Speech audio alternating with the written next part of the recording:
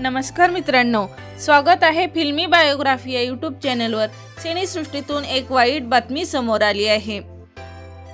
मल्याळम सिनेसृष्टीतील प्रसिद्ध अभिनेता टी.पी. माधवन यांचे निधन झाले आहे।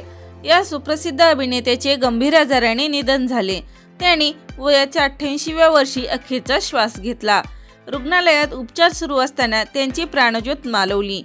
बुधवार 9 ऑक्टोबर रोजी कोलममधील एका खासगी रुग्णालयात निधन झाले आहे। तर मित्रांनो, मिळालेल्या माहितीनुसार टी.पी. माधवन यांच्या पोटासंबंधित आजार होता, त्यामुळे त्यांची प्राणज्योत मालवली आहे।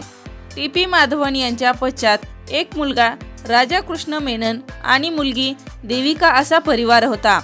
तर माधवन यांनी खलनायक म्हणून आपल्या कारकिर्दीला सुरुवात केली होती, पण त्यानंतर त्यांनी कॉमेडी भूमिकांमधून प्रेक्षकांचे भरभरून मन जिंकले आणि प्रेक्षकांचा सुद्धा त्यांना भरभरून प्रतिसाद मिळाला आहे।